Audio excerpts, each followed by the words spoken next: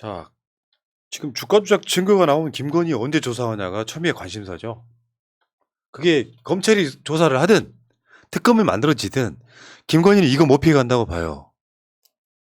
불안할 수밖에 더 있겠어요. 재판에 다 나왔잖아요. 권오수가 최은순한테 내부 정보 알려주면서 팔아래. 팔고 났더니 손실 회피하고 나중에 확 떨어지니까 나중에 다시 주가 조작에 동원되는.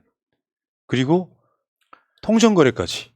주가 조작에 이 두 가지 요소를 싹 갖췄어. 김건희 수사는 언제 해? 이재명 대표가 나 검찰 출석하겠다에 그 다음에 전제 조건이 그거잖아요. 근데 이 정도 증거가 나왔으면 조사 없이 그냥 기소해도 되는 거 아닙니까? 아유, 정경심 교수 생각해봐요. 그냥 제보 하나로 그냥 바로 기소부터 한 거 아닙니까? 김건희는 지금 주가 조작 검찰 소환에 불응했죠. 저게 이제 정권이 바뀌기 전 올해 1월 달인데 그 후로 그 당시에 검찰이 비공개 소환 통보했는데 안 나가라고 하면서 정권이 바뀐 거예요, 이제. 그거 그냥 다 안 말고도 나가. 네. 허위 경력 의혹. 이것도 지금 저번에 기억들 하시겠지만 50일 넘게 쌩까다가 그 나토죠. 순방 나가버렸죠. 순방 나가고 갔다 와서 그때 답했다 그러는데 계속 이런 식인 거야. 결국에는 이제 허위 경력 저거는 그냥 증거불충분으로 검찰 송치 안 했잖아요. 다 이런 식으로 봐주는 거죠. 아니 근데 어느 나라에서 주가 조작의 공범이고 김건희는 전주 중에 세 번째로 돈을 많이 쏟아 부은 사람이고 내부 정보 알고 통정거래까지 했다는 게 다 나왔는데 거기다가 1차, 2차 통장을 활용했던 유일한 전주 아닙니까? 대부분의 전주들은 1차에 참여하면 2차는 쉬고 1차에 안 들어갔으면 2차에 들어가고 이런 방식으로 유통이 되는데 유일하게 그 전주들 중에 김건희만 1차, 2차 다 참여했다는 거 아닙니까? 그렇게 명백하게 전주이자 작전 세력으로서 정확한 증거가 있는데도 불구하고 지금 다 못 본 척 하고 있는 거잖아요. 만약에 김건희를 저렇게 뭉개면서 나중에 무혐의로 처리하면요 정말 전 대한민국 뒤집어질 거라고 생각해요.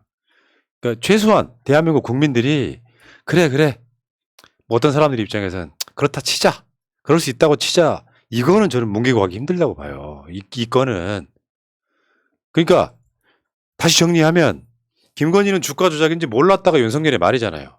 1차 때 뭐 저 손해보고 뺐다 했지만 2차 때에 동원됐고 주가 조작이 100% 확실한 거예요. 그런데 김건희가 마지막 하나 남았던 게 뭐냐. 주가 조작하는지 몰랐다. 이걸로 유일하게 피해 나가려고 하는데 예. 주가 조작인지 알았다는 게 공범들 재판장에서 계속 나오고 있잖아요. 예.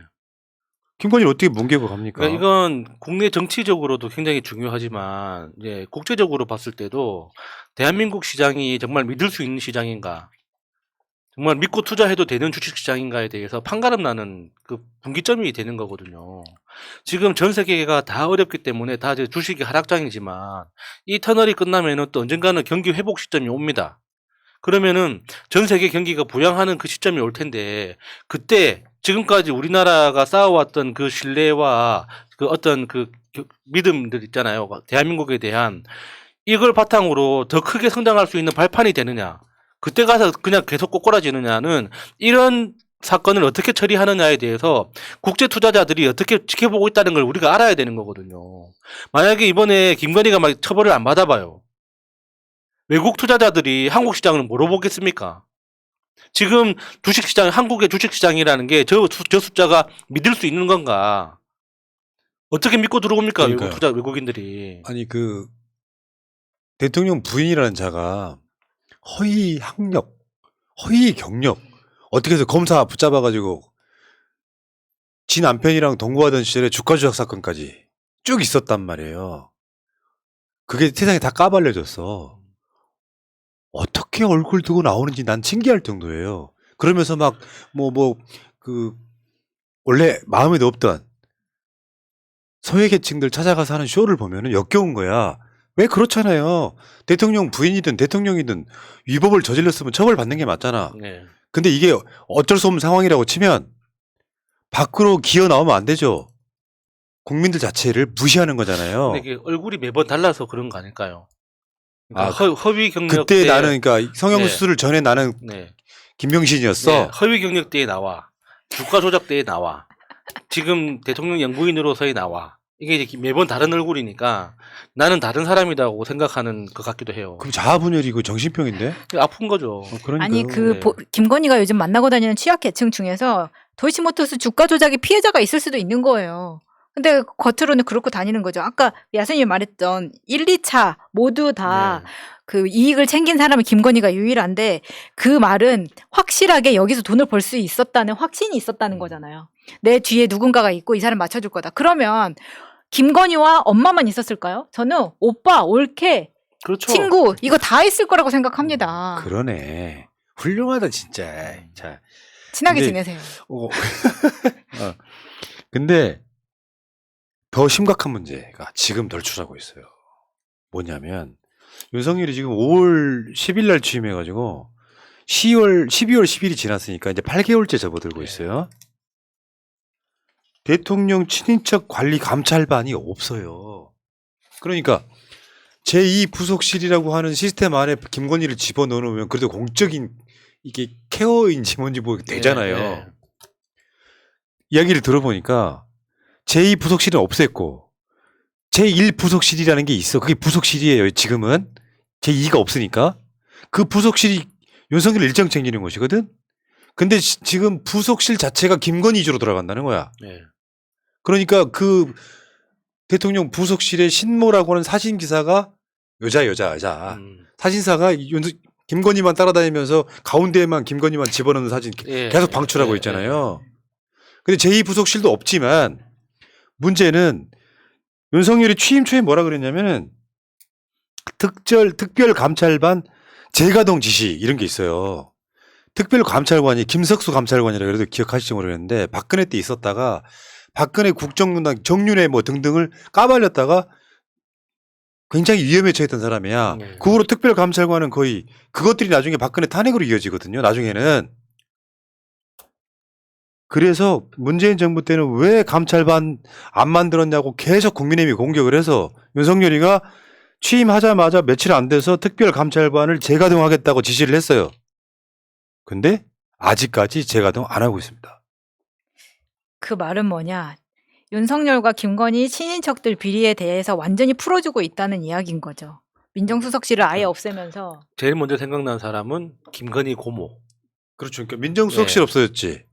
민정수석실도 그런 역할 하잖아요. 예. 문재인 정부 때는 특별감찰반 역할을 민정수석실이 대부분 민정수석실에서 했고. 했죠.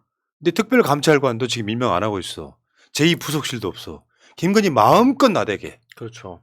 마음껏 해먹게. 나대기만 했으면 좋겠는데 뭔가 우리가 의심하는 거는 해먹고 있는 거 아닌가 하는 그 의심이 들잖아요.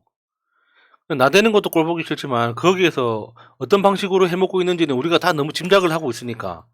왜 이게 제2부속실이 중요한 부분이냐면 제2부속실로 김건희를 케어하게 되면 기록에 남아요. 기록에 누구를 만났고 뭘 했는지가 남잖아요. 이게 없어. 뭐 김건희는 누구도 감시할 시스템이 없는 거야. 특별감찰관도 없으니까. 사적으로 누구를 만나든 기록이 안 남습니다. 그러려고 끝까지 제2부속실을 안 만들고 민정수석실도 폐지한 거라고 볼 수 있는 거예요. 그러니까 지금 그 경찰 출동 기록을 보면 김건희가 이틀 걸러 하루 걸러 한 번은 계속 외부 활동을 한다고 하잖아요. 그러니까 한 달이면은 15일을 외부 일정이 있다는 건데 그 일정을 그럼 누가 챙기겠습니까? 대통령실에서 누군가는 해야 되는 거죠. 제2부속실이 있든 없든 일단 영부인이 움직인다 그러면은 보조는 해줘야 되는 거니까 결국에는 1부속실이 할 수밖에 없고 김건희 입장에서는 이 부속실을 만들면 내가 대통령이 아니라는 걸 자기 스스로 인정하는 거잖아요. 그러니까 이 부속실을 만들면 안 되는 거예요. 아니 그런 얘기가 있어. 김건희 대선 출마설. 그렇죠. 나 처음에는 뭐 말도 안 되는 소리 했는데 실제로 김건희가 대선까지는 아니더라도 총선 나가고 싶어 한다는 얘기는 바다에 해. 김건희가요? 승산 있다고 계산할 수 있다고 봅니다. 아니 난 아직까지 난 그 회의적이긴 한데 저 또라이들 생각으로는 나는 가능할 것도 같아요. 아니, 법적으로 문제가 되는 건 아닌데 법적으로 그러니까 검사의 사고방식으로 법적으로 문제되는 거 아니니까 다 할 수 있다고는 방식으로 보면 근데 이게 상상하기 어렵네요.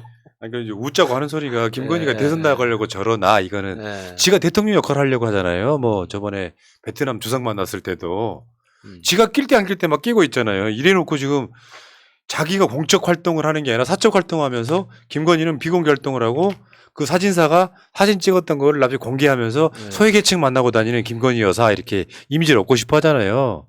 그게 뭐겠냐고. 주가 조작 같은 거는 국민한테 싹 지우고 착한 영부인 그리고 나중에 정치적 이득. 근데 굳이 말하자면 저는 아직까지 믿지는 않지만 정치하고 싶어한다는 얘기가 되게 파다합니다. 하고 싶겠죠. 어. 에이씨. 아무튼 제2부속실 폐지하고 지금 지 마음껏 돌아다니고 있는데 언젠간 터져요. 김건희만 그러겠냐고요. 최은순 가만히 있겠어요? 내 사위가 대통령인데 김건희 오빠는 가만히 있겠어요? 내 처남이 대통령인데 뭐 아니 정반대구나. 그건 뭐 매제했구나 매제. 매제인가? 어. 매제. 예. 맞나? 갑자기 헷갈리네. 음. 어. 자 이런 식인 거예요. 이게 말이 됩니까 이게? 자